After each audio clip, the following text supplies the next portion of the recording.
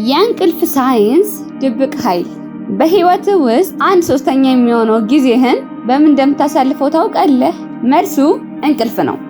በአማካኝ ከ25 እስከ 30 ዓመታት ያህል በተኛንበት እናልፋለን። ሆኖም ግን አብዛኞቻችን ይህንን ወሳኝ የህይወት ክፍል በአግባቡ አንጠቀምበትም። ምናልባት አንተም እንዲያጋጥሞ ይሆናል። ሁሉም ነገር በትክክል አድርገሃል፣ በሰዓቱ ተኝተሃል፣ ሙሉ 8 ሰዓት ቆይተሃል። ነገር ግን ጠዋት ስትነሳ አእምሮህ እንደ ደመና ይፈዘዘ፣ ሰውነትህ የዛለና ቀኑን ለመጀመር የግድ ደብል ስፕሪስ ወይም ጠንከር ያለ ቡና የሚፈልግ ከሆነ የሆነ የተሳሳተ ነገር አለ ማለት ነው። አሁን ይህን ቪዲዮ አቋርጠህ ብትወጣ የህይወትህን ውድ የማገገሚያ ጊዜ ማባከንን ትቀጥላለህ። ነገር ግን አብረኸኝ ከቆየ የጥልቅ እንቅልፍ ሳይንሳዊ ምስጢር አሳይሃለሁ። እዚህ የምናገረው ዝም ብሎ ስለማረፍ አይደለም። አእምሮህ 2 እጥፍ በፍጥነት እንዲማር፣ ጡንቻዎችን እንዲጠነክሩና በማይጠፋ ኃይል እንድትነቃ የሚያደርጉ አዳዲስ አሰራሮችን እንመለከታለን። ስለዚህ ያን የ8 ሰዓት ህግ ለጊዜው እርሳውና አእምሮህን በትክክል እንዴት እንደሚሰራ አብረን እንወቅ። ከመቀጠላችን በፊት ግን እንደዚህ አይነት ጠቃሚ መረጃዎችን እንዲደርሱ ሰብስክራይብ በማድረግና ቤተሰብ እንድትሆን ቪዲዮውን ላይክ በማድረግ እንድታበረታታኝ አግዛለሁ። አብዛኞቻችን እንቅልፍ እንደ ኮምፒውተር ሸትዳውን ማድረግ ወይም ዝም ብሎ መዝጋት አድርገን እናስባለን። እውነታው ግን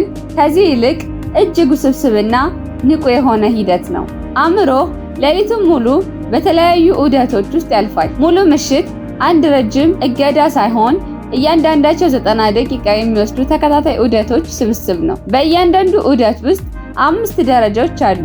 እነዚህን ካልተረዳህ ጉልበትህን ማስተካከል ፈጽሞ አትችልም። አንደኛው ደረጃ የሽግግር ወይም የቀላል እንቅልፍ ወቅት ሲሆን ይህም የምሽትን 50% ይይዛል። በዚህ ወቅት ጡንቻዎች ዘና ይላሉ።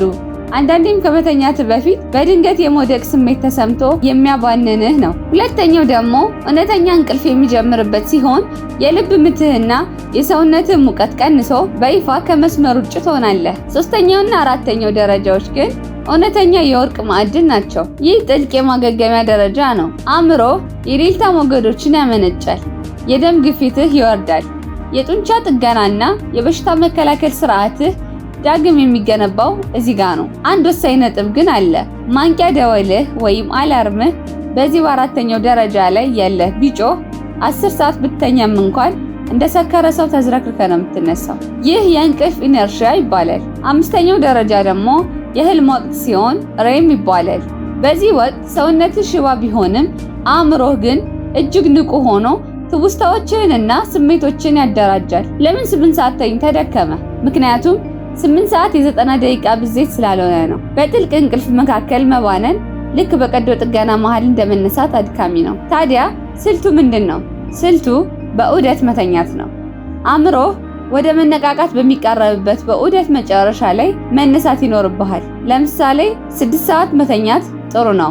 7 ሰዓት ተኩል መተኛት ደግሞ በጣም ተመራጭ ነው። 9 ሰዓት ለአትሌቶች የሚመከር ነው። ስለዚህ ስሌቱን አስላ። ጠዋት በ1 ሰዓት መነሳት ካለብህ 7 ሰዓት ተኩል ወደ ኋላ ቁጠርና 5 ሰዓት ተኩል ላይ ተኛ። የሚገርመው ነገር 8 ሰዓት ለመተኛት ከመታገል ይልቅ 7 ሰዓት ተኩል በሚገባ ተኝተህ በዑደቱ መጨረሻ መነሳት የበለጠ ጉልበት ይሰጥሃል። ሆኖም ስሌቱን ማወቅ ብቻውን አይበቃም። አካባቢህን ማመቻቸት አለብህ።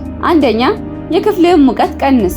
እንቅልፍ እንዲወስድህ የሰውነትህ ሙቀት በትንሹ መቀነስ አለበት። ክፍል ቀዝቀዝ ያለ ከ15 እስከ 19 ዲግሪ ሴልሺየስ ቢሆን ይመረጣል። ሁለተኛ ብርሃንን ተከላከል። ከስልክ የሚወጣው ሰማያዊ ብርሃን ሜላቶኒን የተባለውን የእንቅልፍን ሆርሞን ስለሚያጠፋ ከመተኛትህ ከ1 ሰዓት በፊት ስልክህን አርቅ። የእንቅልፍ ጥራት ይጨምራል። ሶስተኛ የመረጋጋት ጊዜ ስጥ። ከከፍተኛ ስራ በቀጥታ ወደ እንቅልፍ መግባት ስለማይቻል መጽሐፍ በማንበብ ወይም በማሰላሰል አእምሮ የዕለቱን ውጥረት ማለቁን እንዲያውቅ አድርግ። አንዳንድ የተሳሳቱ አመለካከቶችን ደግሞ በፍጥነት እንመልከት። ማንቀላፋት ወይም ናፕ የሰነፎች ምልክት አይደለም። የናሳ ጥናት እንደሚያሳየው የ26 ደቂቃ እንቅልፍ ንቃተ ህሊናን በ54% ይጨምራል።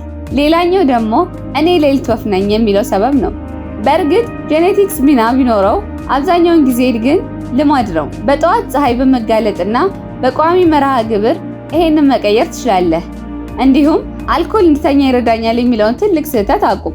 አልኮል ራስህ እንድትስት እንጂ ጥራት ያለው እንቅልፍ እንድተኛ አይረዳህም። በመጨረሻም እንቅልፍ እምቢ አለኝ ካልክ የአሜሪካ የባህር ኃይል አብራሪዎች የሚጠቀሙትን የ2 ደቂቃ ዘዴ ሞክር። መጀመሪያ ፊትህን፣ መንጋጋህንና ምላስህን ዘና አድርግ። ትከሻህን አውርደ እጆችህ እንዲዝሉ ፍቀድ።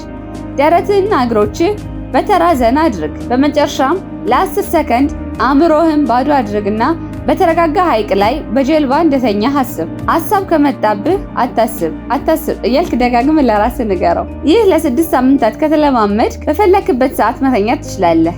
የእንቅልፍ ጥራት የህይወትን ጥራት ይወስነዋል። ስለዚህ ዛሬውኑ የ7 ሰዓት ተኩል ስሌቱን ሞክረውና ውጤቱን በኮሜንት አሳውቀኝ። ህይወትን ለመቆጣጠር መጀመሪያ እንቅልፍህን ተቆጣጠር። ሰላም ደሩ።